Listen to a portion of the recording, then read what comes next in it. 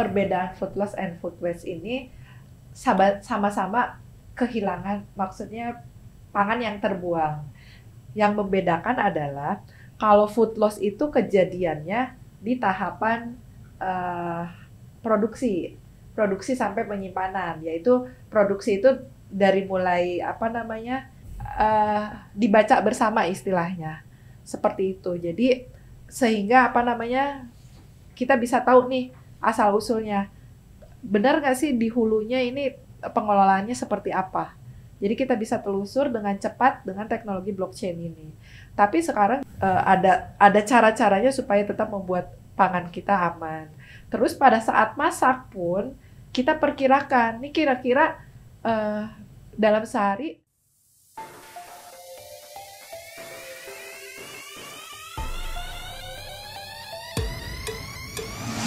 Sahabat Pangan Aman, Badan Pengawas Obat dan Makanan, Podcast Klub Pompi, Badan POM memberi informasi. Klub Pompi, Badan POM memberi informasi.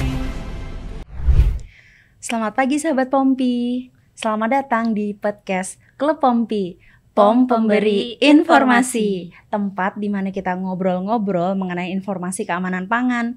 Kali ini saya Rizky bersama Wiwin, nemenin sahabat semua di episode kali ini. Kali ini kita bakalan ngomongin tentang food loss, food waste, dan bagaimana cara menanganinya. Di studio sudah hadir narasumber kita yaitu Kak Cita Lustriana, STP MSI. Halo Kak Cita. Halo kakak cantik. Apa kabar nih Kak Cita? Baik, alhamdulillah. Alhamdulillah. Beliau adalah pengawas farmasi dan makanan dari Direktorat Pemberdayaan Masyarakat dan Pelaku Usaha Pangan Olahan Badan POM. Oke, langsung aja kayaknya ya Kak Cita ya.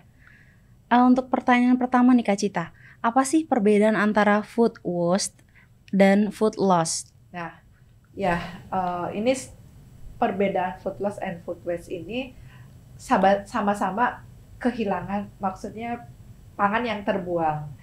Yang membedakan adalah kalau food loss itu kejadiannya di tahapan produksi sampai penyimpanan, yaitu produksi itu dari mulai di tahapan pertanian, pengolahan penanaman di pertanian itu bisa terjadi food loss.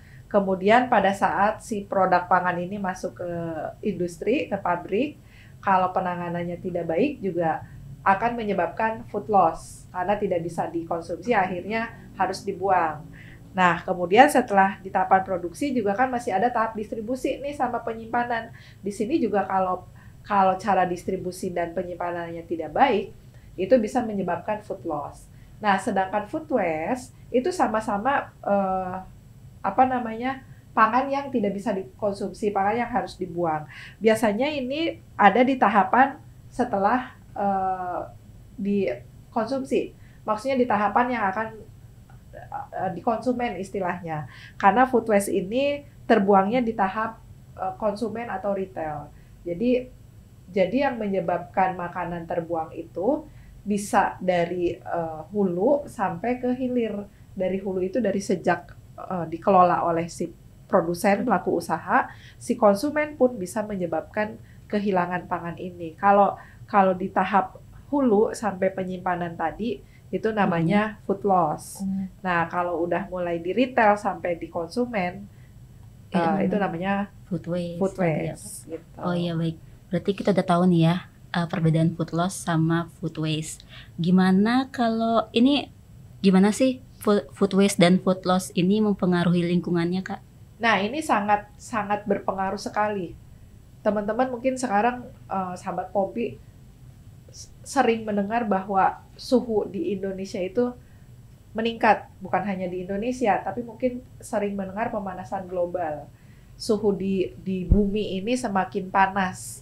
Yang mungkin dulunya kalau di daerah-daerah yang dataran tinggi merasa masih dingin, sekarang udah berkurang dinginnya. Ini salah satunya bisa disebabkan oleh food loss dan food waste. Kenapa? Karena makanan-makanan yang terbuang ini bisa membentuk emisi gas rumah kaca. Bisa menyebabkan perubahan iklim melalui emisi gas rumah kaca. Kenapa bisa sampai begitu? Makanan ini kan bahan-bahannya organik ya. Bahan-bahan organik ini kalau membusuk, dia akan membentuk karbon dioksida sama gas metan. Oh iya.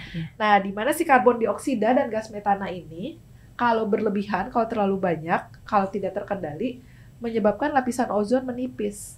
Ini makanya yang harus diketahui.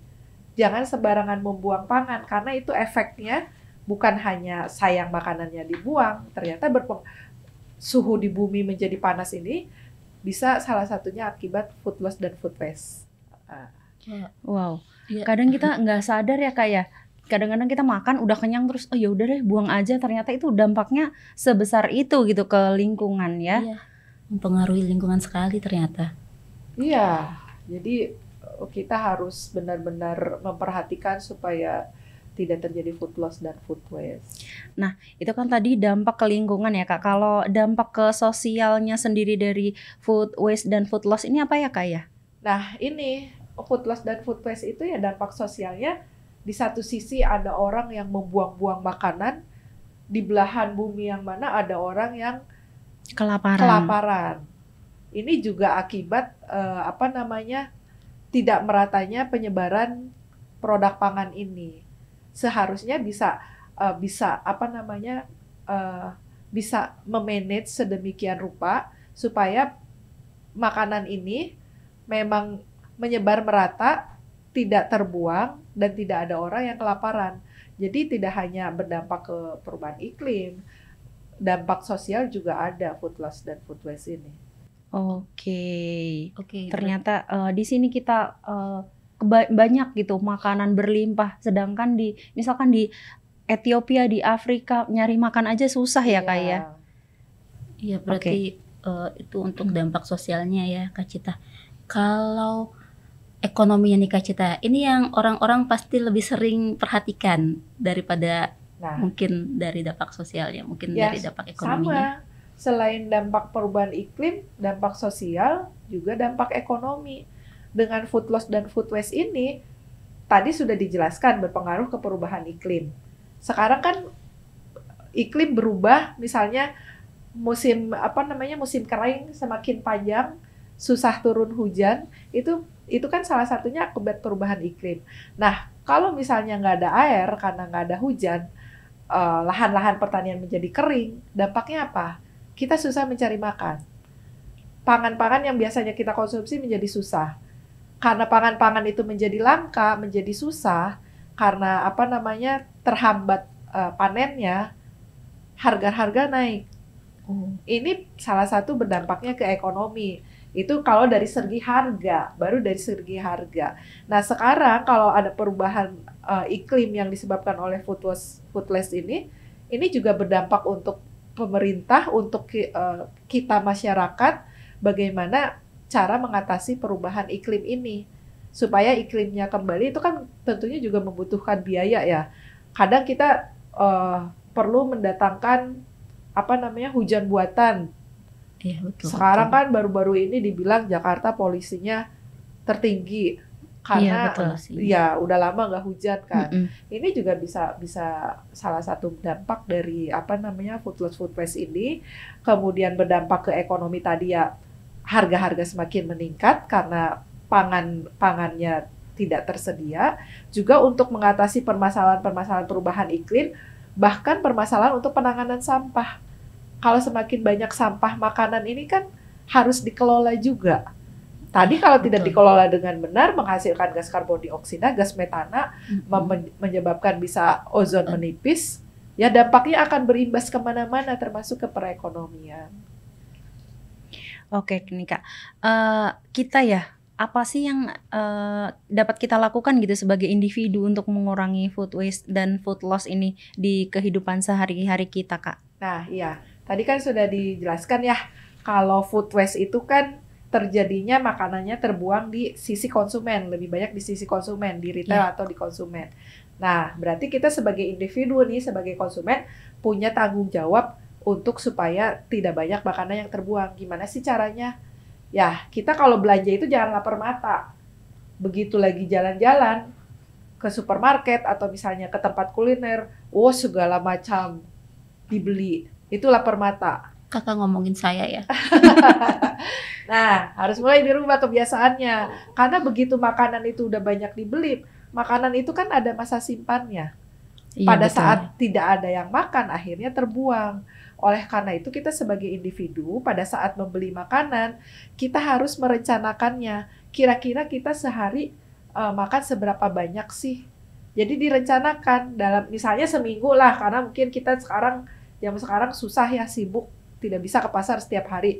Paling nggak bisa ke pasar seminggu sekali, membuat list belanja. Selain ini untuk bisa mengendalikan kantong kita, ini juga salah satu cara yang baik untuk kita menghindari food waste. Jadi kita melis, kira-kira dalam seminggu ini kita mau makan apa aja, terus kira-kira di rumah ada berapa orang, jadi jangan lapar mata segala dibeli gitu. Nah, kemudian tidak hanya pada saat pembelian, merencanakan pembelian, pada saat di rumah, ini kan kita beli untuk seminggu nih, penyimpanannya juga harus benar. Itu misalnya disimpan di suhu dingin di kulkas rumah kita. Penyimpanan di kulkas pun harus diperhatikan seperti apa, harus disimpan cara penataannya, karena kulkas itu bukan hanya sembarang masukin seenaknya, tetap ada cara-caranya supaya tetap membuat pangan kita aman. Terus pada saat masak pun kita perkirakan, nih kira-kira dalam sehari untuk semua orang yang ada di rumah butuh seberapa banyak sih masak gitu. Jadi supaya setelah masak itu nggak terbuang. Jadi kita sebagai individu harus punya manajemen atau perencanaan dari sejak mulai membeli sampai menyiapkan makanan, serta ingat harus tanggung jawab. Begitu sudah nyendokin ke piring, habiskan. Baik. Kalau kira-kira misalnya tidak akan habis, ya tahu diri kira-kira makan itu sanggupnya seberapa banyak. Nggak boleh serakah ya Kak Nah ya. itu nggak boleh serakah. Jadi sahabat Pompi nih dapat satu tips lagi nih dari Kak Cita nih. Jadi checklist sebelum kita belanja ya. Jadi selain bisa mengendalikan food waste, mengurangi food waste dan food loss, juga bisa mengendalikan kantong kita ya Kak ya, ternyata ya. Alhamdulillah. Nanti saya gunakan. Baiklah. Kak Cita nih, beralih ya. Bagaimana sih teknologi dapat membantu mengatasi masalah food waste dan food loss ini? Nah iya, ini tentunya sekarang itu banyak teknologi-teknologi yang digunakan ya. Termasuk Badan POM nih, kita lembaga juga yang mendukung untuk hilirisasi penelitian dari perguruan tinggi. Jadi di perguruan tinggi itu banyak sekali penelitian-penelitian tentang teknologi pangan untuk memperpanjang umur simpan atau untuk bagaimana menyimpan pangan yang baik. Contohnya misalnya pengolahan pangan dengan menggunakan sistem sterilisasi. Mungkin sahabat-sahabat Pompi nih, kakak-kakak yang cantik suka melihat makanan kalengan. Nah itu kan bisa sampai 1 tahun masa simpannya, itu dengan adanya teknologi pengolahan pangan. Sekarang juga banyak lagi inovasi-inovasi yang baru seperti nanoteknologi, terus ada bioteknologi dan lain-lain yang untuk memperpanjang masa simpan produk pangan supaya tidak mudah rusak.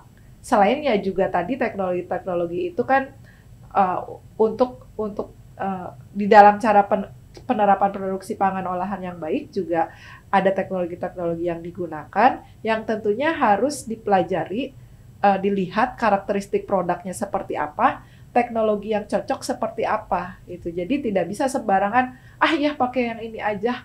Nah, misalnya pakai teknologi pengeringan, pertanyaannya cocok nggak teknologi pengeringan itu untuk bahan-bahan X gitu, karena setiap bahan ada karakteristiknya sehingga teknologi yang digunakan pun harus dipelajari tepat atau enggak untuk diterapkan pada produk pangan tersebut. Seperti itu. Oh gitu ya Kak ya. Terus nih Kak, jadi sebegitu besarnya nih permasalahan food waste dan food loss ya. Kira-kira apa sih Kak peran pemerintah dalam mengatasi hal ini? Ya, nah kita pemerintah ya khususnya Badan POM juga sangat concern ya dengan permasalahan food waste dan food loss ini.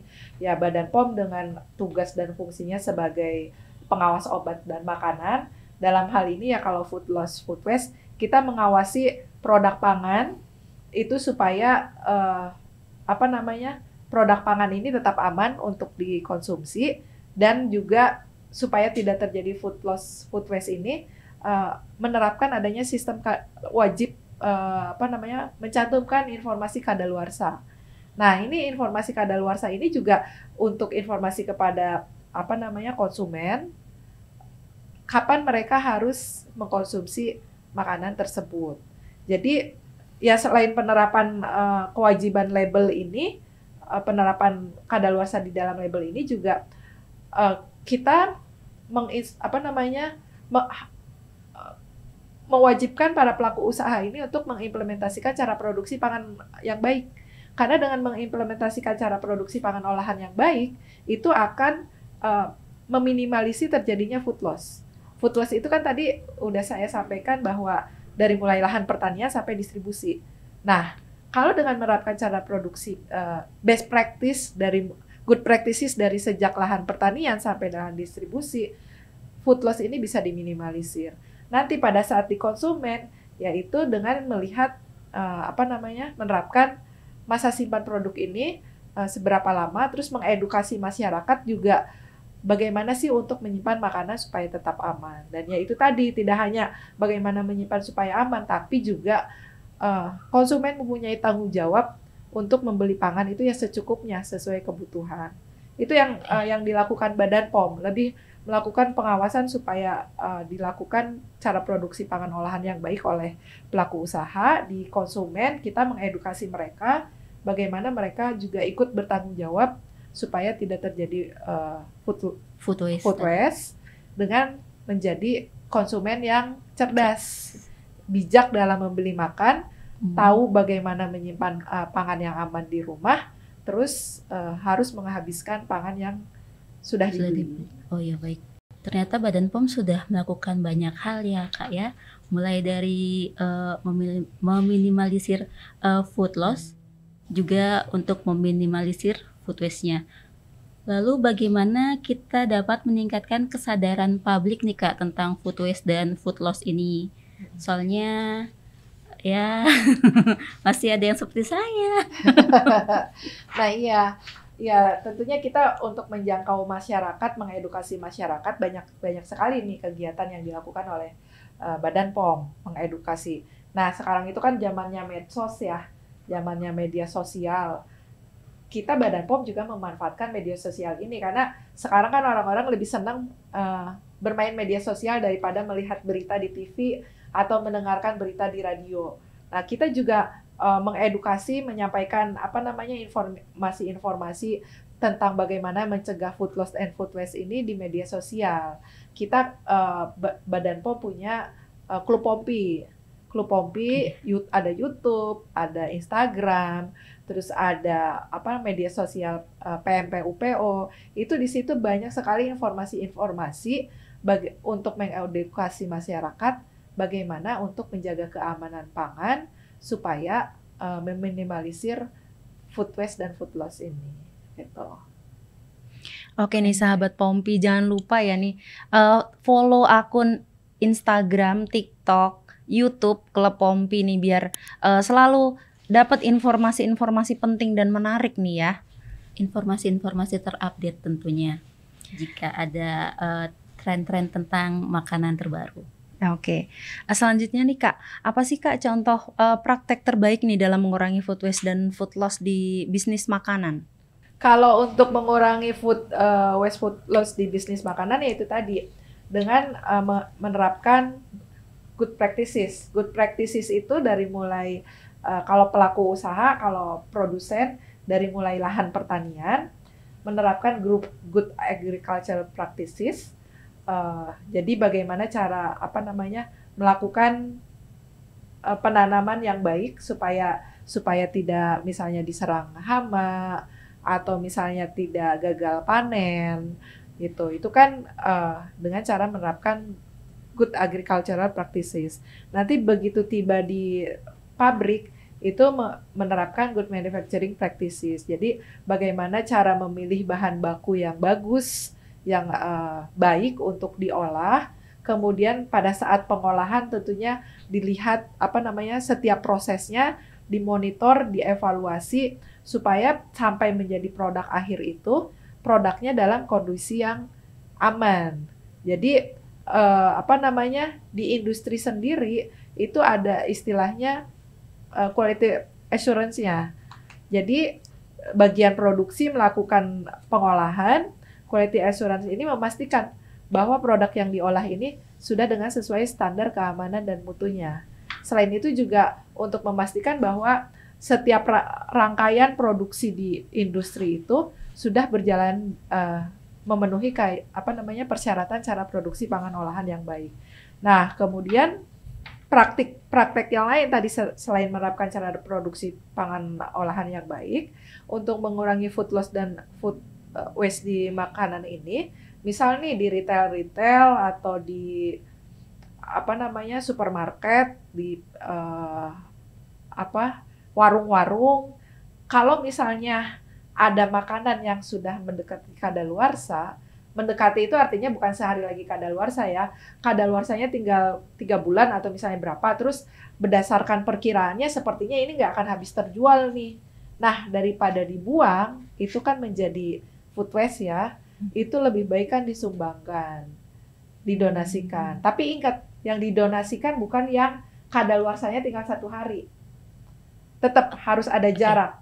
Jadi si retail atau kita di rumah pun misalnya kira-kira makanan kita di rumah numpuk nih, tapi kok nggak akan habis-habis, ya kita kan bisa ngasih ke tetangga. Iya, Tapi ingat betul. ya, ngasih ke tetangga bukan yang udah jelek ya, masih yang memang aman untuk dikonsumsi. Iya, jangan yang jelek, nanti diomongin. Nah, itu. Baik kalau gitu. Gimana dengan pendekatan lokal untuk membantu mengurangi food waste dan food loss ini, Kak Cita? Nah, iya. Kita tadi kan melakukan edukasi masyarakat itu selain melakukan edukasi secara langsung atau melalui media sosial, kita juga melalui pendekatan lokal nih. Pendekatan lokal ini kita merangkul organisasi-organisasi masyarakat. Jadi Badan POM itu tidak hanya sendiri bekerja. Kita bekerja sama dengan organisasi masyarakat untuk membantu mengedukasi masyarakat. Apa sih dampaknya food loss dan food waste ini terhadap perubahan iklim, terhadap tadi ekonomi, terhadap sosial. Nah, kita menggunakan organisasi masyarakat yang tentunya organisasi masyarakat ini kan juga sudah dekat ya dengan masyarakat. Iya, betul. Punya pengaruh terhadap masyarakat. Kita juga bekerja sama dengan tokoh masyarakat yang istilahnya sebagai influencer yang bisa mengedukasi masyarakat. Kalau influencer ini kan biasanya orang-orang yang berpengaruh ya terhadap masyarakat, yang dimana masyarakat kalau dikasih tahu mendengarkan gitu. Jadi kita melakukan pendekatannya seperti itu, merangkul organisasi-organisasi masyarakat, termasuk komunitas-komunitas lainnya seperti misalnya Pramuka. Kan Pramuka ini juga sering ada kegiatan-kegiatan besar ya, yang di situ kita bisa masuk untuk melakukan edukasi juga. Terus kita ada organisasi-organisasi misalnya dengan PKK, ada Sawisma, atau organisasi-organisasi masyarakat, pelaku usaha dan lain-lain. Oke nih Kak, berarti seluruh organisasi nih kayak Pramuka dan segala macam itu dirangkul ya untuk membantu mengurangi masalah ini gitu ya. Iya. Oh gitu. Jadi nih Kak, tantangan terbesarnya nih apa nih Kak dalam upaya mengurangi food waste dan food loss? Nah ini tantangan kita yang masih itu, merubah perilaku masyarakat itu kan tidak semudah membalikan telapak tangan. Iya. Tapi ya namanya kita merubah kebiasaan itu harus dilakukan secara berulang. Contohnya lah pada saat kita terkena pandemi. Mungkin sebelum pandemi orang tidak terbiasa cuci tangan. Belum tentu orang mau makan cuci tangan. Tapi dengan adanya pandemi terus diedukasi, diinformasikan bahwa tangan ini bisa menjadi salah satu penyebar virus COVID. Orang menjadi disiplin untuk cuci tangan. Setelah pandeminya dicabut, karena sudah menjadi kebiasaan, orang akan merasa tidak bersih kalau belum cuci tangan. Nah, kita juga harus bisa membiasakan masyarakat itu seperti itu. Harus terus menginformasikan, mengedukasi supaya mereka mau merubah perilakunya. Tapi ya itu tadi, merubah perilaku itu memang tidak mudah. Tapi kita harus terus melakukan edukasi secara berulang. Lalu apa saja sih solusi inovatif yang sedang dikembangkan untuk mengatasi food waste dan food loss ini, Kak Cita? Nah, ini memang untuk mengatasi food waste dan food loss ini kita terus harus berkembang ya, harus mengembangkan teknologi. Sekarang ini yang sedang dikembangkan itu salah satunya penggunaan teknologi blockchain. Jadi dengan teknologi blockchain ini kan bisa diketahui asal usul makanan itu dari mana, terus sehingga ada database-nya yang bisa dibaca bersama istilahnya. Seperti itu. Jadi sehingga kita bisa tahu nih asal usulnya. Benar nggak sih di hulunya ini pengelolaannya seperti apa? Jadi kita bisa telusur dengan cepat dengan teknologi blockchain ini. Tapi sekarang juga mulai banyak ya peneliti-peneliti yang mengembangkan untuk ini pelabelan yang smart label gitu. Jadi dengan ada juga ini beberapa penelitian yang saya baca mengembangkan smart label ini dengan nanoteknologi. Jadi nanti kalau misalnya si makanan ini akan mulai membusuk, si label ini akan berubah warna. Oh gitu. Misalnya tadinya labelnya itu warnanya, tanda di labelnya smart label ini warnanya hijau. Tapi kalau mulai membusuk ini dia akan berubah. Itu canggihnya gitu. Teknologi sekarang. Keren banget ya. Iya, nanoteknologi, bioteknologi itu sedang dikembangkan seperti itu. Jadi nanti masyarakat sudah mulai bisa melihat, ini kalau misal warnanya kalau masih fresh itu hijau. Terus sudah agak lama disimpan tapi masih aman warnanya ungu. Tapi kalau udah berubah menjadi merah itu misalnya udah tidak aman. Nah, kalau misalnya udah mulai berubah misalnya menjadi kuning, ini menjadi ini harus segera dimakan. Jadi nanti si konsumen itu mudah mana yang harus duluan dimakan. Seperti itu. Dengan teknologi-teknologi yang saat ini sedang dikembangkan, harapannya yang bisa mengurangi food waste dan food loss. Jadi lebih aware ya Kak Iya, Cita tentang isi kulkasnya kalau misalnya sudah dibeli. Nah selanjutnya gimana nih Kak, sahabat Pompi ini dapat berperan dalam mengatasi masalah food waste dan food loss ini setelah dengerin podcast kita ini? Nah, ya, saya mengajak nih sahabat Pompi, ayo kita sama-sama untuk mengatasi food waste dan food loss karena tadi ternyata dampaknya itu sangat kemana-mana, sangat luas sekali dari mulai perubahan iklim, dampak sosial, terus dampak perekonomian itu bisa diakibatkan dari kelakuan kita sendiri nih sebagai konsumen. Jadi jangan dianggap kita tidak berkontribusi terhadap perubahan iklim dan lain-lain.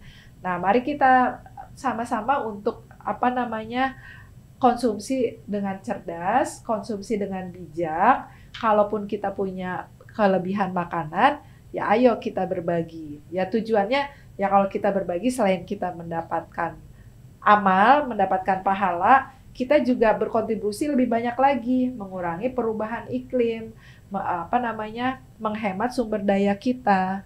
Karena kan kita bisa bayangkan sudah berapa air, listrik yang digunakan untuk memproduksi pangan. Kalau kita tidak bijak mengkonsumsi pangan, kita tidak mengatur pangan itu pembelian pangan sampai konsumsinya, ya itu akan menyebabkan food waste dan food loss. Jadi sekali lagi saya mengajak, ayo kita bijak dalam mengkonsumsi pangan, buat perencanaan, jangan lapar mata lagi, konsumsi makan sesuai kebutuhan, bukan sesuai keinginan, gitu. Karena itu juga baik untuk kesehatan kita. Iya, baik Kak Cita. Terima kasih Kak Cita nih atas semua masukan, semua informasi dan semua arahan ataupun apa ya, kalau kita bilang tuh runutannya mulai dari food loss dan food waste-nya ini, dan gimana cara untuk kita agar tidak melakukan food loss dan food waste-nya. Terima kasih Kak Cita. Sama-sama. Ingatlah bahwa perubahan dimulai dari diri kita sendiri, dan tindakan-tindakan kecil kita dapat memiliki dampak yang besar. Mari bersama-sama berkontribusi untuk menjaga lingkungan, mengurangi ketidaksetaraan akses terhadap makanan, dan menciptakan dunia yang lebih berkelanjutan. Terima kasih atas partisipasi Anda dalam perjuangan ini. Saya Rizky, Saya Wiwin. pamit undur diri. Sampai ketemu lagi di episode selanjutnya. Selamat masak.